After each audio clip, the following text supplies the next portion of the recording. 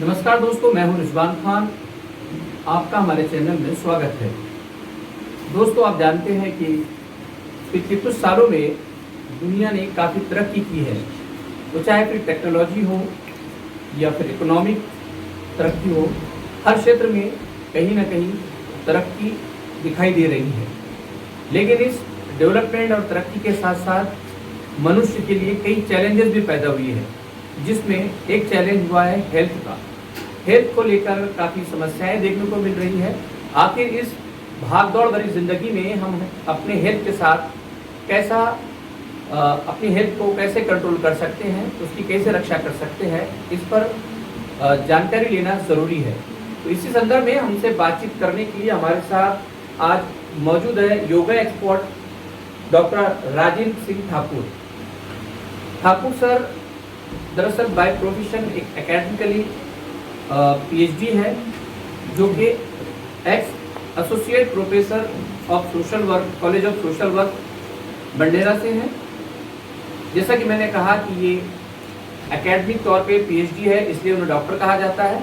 इसके साथ साथ वो नेचुरोपैथी के भी डॉक्टर है, यानी कि वो हेल्थ से रिलेटेड चीज़ों के लिए भी डॉक्टर है। तो हम उनसे इस बारे में आज बातचीत करेंगे। सबसे पहले सर, आपका स्वागत है। धन्यवाद सर, मेरा सबसे पहले सवाल आपसे यही है कि योगा हमारे जीवन में कितना महत्वपूर्ण है और इस योगा के लिए आप क्या कार्य कर रहे हैं? योगा तो आज के जीवन में सबसे बड़ा महत्वपूर्ण टॉपिक है, क्योंकि यह हमारी भारतीय संस्कृति का एक हिस्सा है और हमारे पूर्वज जो थे वो अपना हेल्थ और आरोग्य अच्छा रखने के लिए योगा का उपयोग ज़्यादा से ज़्यादा करते थे। और आज के ज़माने में हम देखते हैं कि ये फॉरेन कंट्रीज़ ने हमारे पास से लेके उसके क्लासेस और बहुत सा उसका प्रचार किया है, लेकिन हमारे इंडिया में भी ये पहले से ही होता आया है। जैसे पतंजलि योग सूत्र है, उसके बाद में और भी बहुत से ऋषि मुनि हैं जिन्होंने इसे बढ़ावा दिया है। या शरीर पर तो काम करता ही है, शरीर के साथ साथ मन पर भी काम करता है। और हम आज के ज़माने में देखते हैं कि 80 से 90% की जो बीमारियां हैं ये मनोशारीरिक है, दे आर साइकोसोमेटिक। वो मन और शरीर से रिलेटेड बीमारियां हैं। तो इसके कारण योगा जो है ये मानसिक तौर पे तो कार्य करता ही है और मानसिक तौर के साथ में शरीर पर भी कार्य करता है। अगर व्यक्ति का मन बिगड़ जाता है तो शरीर में दोष निर्माण होते हैं। तो दोनों बातें छुड़ाने में योगा सबसे महत्वपूर्ण है।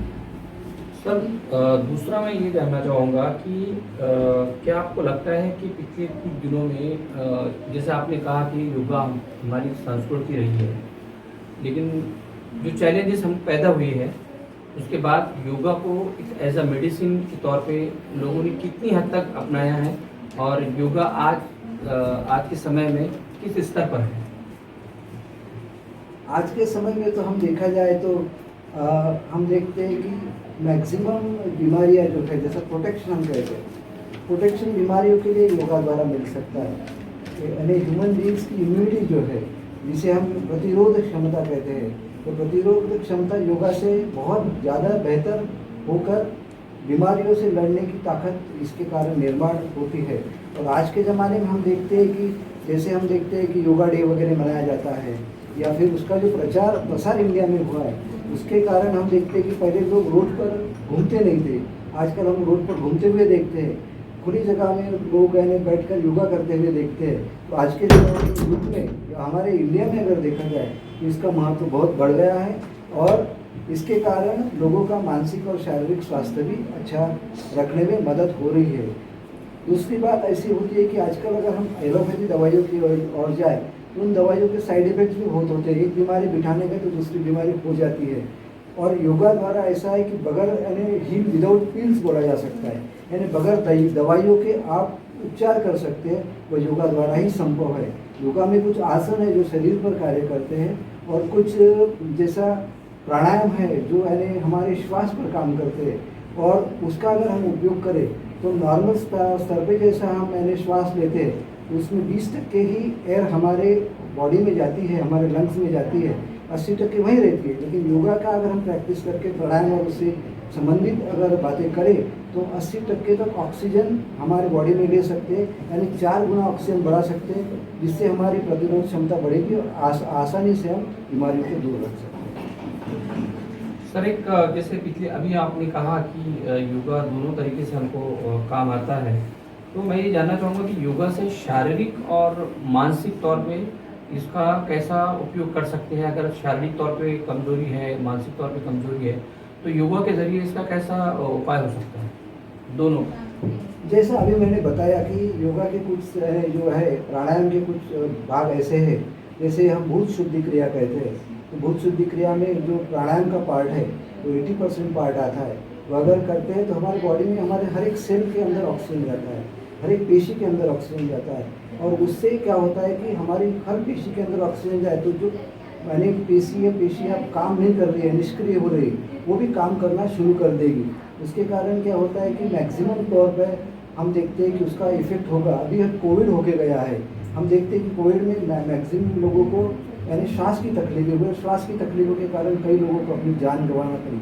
वही अगर प्राणायाम और ये भूत शुद्धि क्रिया का योगा में जो उपयोग होता है, तो अगर ये लोग करते हैं तो उनकी जो है प्रतिरोधक क्षमता बढ़ने के कारण वो बीमारियां उनको नहीं होगी।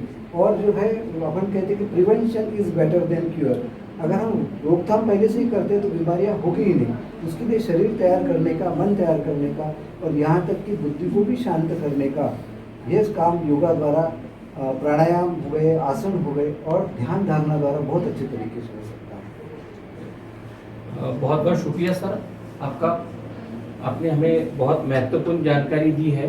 तो ये थे दोस्तों हमारे साथ डॉक्टर राजेंद्र सिंह ठाकुर, जो कि योगा के संदर्भ में हमसे जानकारी शेयर कर रहे थे कि इस भागदौड़ भरी ज़िंदगी में अगर जो चैलेंजेस हमें दिखाई देते हैं तो उनका अगर हमें सामना करना है या उनका अगर हल निकालना है, तो इसके लिए ज़रूरी है कि इंसान अपने ज़िंदगी में, अपने जीवन में योगा को अपनाए, योगा को फॉलो करे, ताकि उसको बीमारियों से बचने में आसानी हो। धन्यवाद।